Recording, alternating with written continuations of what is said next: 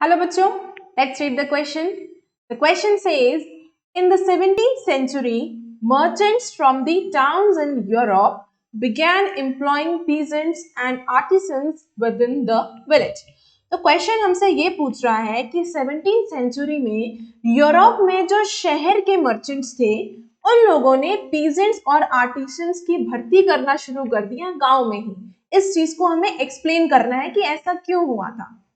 So, with the expansion of world trade and colonies, जैसे जैसे world trade बढ़ रहा था और ज्यादा फैल रहा था और कॉलोनीज भी दुनिया भर में और ज्यादा बढ़ रही थी, demand for goods had also increase significantly.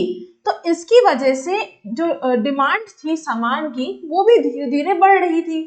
But लेकिन the merchants could not increase the production in the urban areas.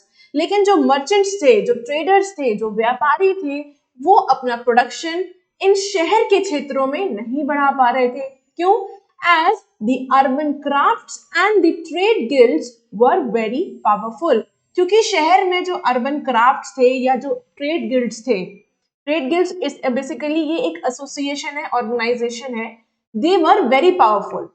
पहले तो समझते हैं ट्रेड गिल्ड्स क्या है। Trade guilds were the association of producers. ये प्रोड्यूसर्स का एक संघ कह सकते हैं, एक संघ है, एक ऑर्गेनाइजेशन है।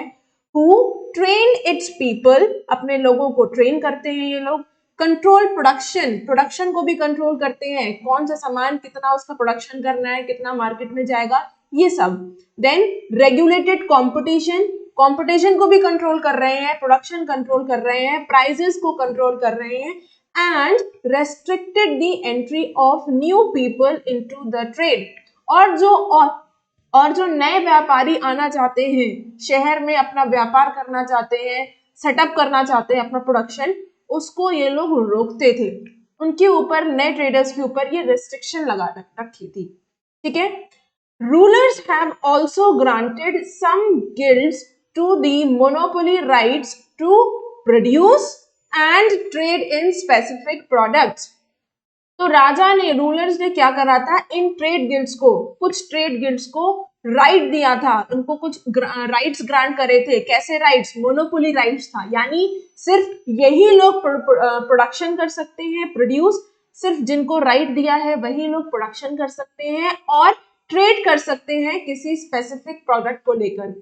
ये उनके पास मोनोपोली राइट दे दिया गया था उन्हें कि सिर्फ वही लोग कर पाएंगे और कोई, कुछ ही ट्रेड गिल्ड्स कर पाएंगी और कोई नहीं कर सकता। इन दीज सर्कमस्टांसेस, अब जब ऐसे हालात थे कि रेस्ट्रिक्शन है कि कोई नया व्यापारी नहीं आ सकता, प्राइसेस कंट्रोल कर रहे हैं, प्रोडक्शन को कंट्रोल कर रहे हैं, कंपटीशन को रेगुलेट कर रहे हैं, लोगों को ट्रेन कर रहे हैं, तो जब ऐसी सर्कमस्टांसेस थी, ऐसे हालात थे, ऐसी सिचुएशंस थी, it was very difficult for new merchants to set up business in urban areas. जब ऐसे हालात थे तो ये जो नए मर्चेंट्स थे, जो अपना प्रोडक्शन सेटअप करना चाह रहे हैं, जो बिजनेस करना चाह रहे थे शहर में, उनके लिए बहुत मुश्किल था कि वो अपना बिजनेस सेटअप कर सके। सो इसलिए they turned to country side.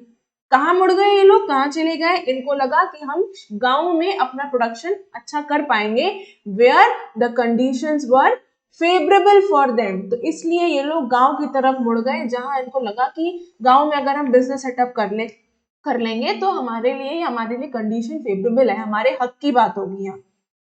Peasants had tiny plots of land which could not provide work for all members of the family. अब गांव की बात बता रहा है कि जो वहां के पीजेंट्स थे उनके पास बड़ी छोटी छोटी जमीनें थी और जिसपे वो जो भी खेती बाड़ी, एग्रीकल्चर करते थे, जुताई बुताई करते थे, वो इतना नहीं हो पाता था कि पूरी फैमिली उसमें काम कर सके। Therefore, इसलिए they were in search of alternative source of income. तो इसलिए उन पीजेंट्स, वो लोग सोच रहे थे कि जब हमारी खेती बाड़ी इतनी नहीं हो पा रही, पूरी फैमिली मेंबर काम नहीं कर पा रहे, तो हमें कोई ऑल्टरनेटिव सोर्स देखना पड़ेगा, कोई दूसरी चीज देखनी पड़ेगी अपना घर चलाने के लिए, इनकम के लिए, पैसे कमाने के लिए। Peasants agreed to do work for the merchants. अब ये पीजेंट्स जो हैं, ये जो मर्चेंट्स, जो शहर में अपना बिजनेस सेटअप नहीं कर पाए, गांव में आए बिजनेस सेटअप करने के लिए, इन मर्चेंट्स के लिए ये जो पीजेंट्स हैं ये तैयार हो जाते हैं काम करने के लिए। क्यों? Because it was beneficial for them to, क्योंकि ये जो मर्चेंट्स आए थे अपना बिजनेस सेटअप करने के लिए, इसमें पीजेंट्स का भी फायदा था।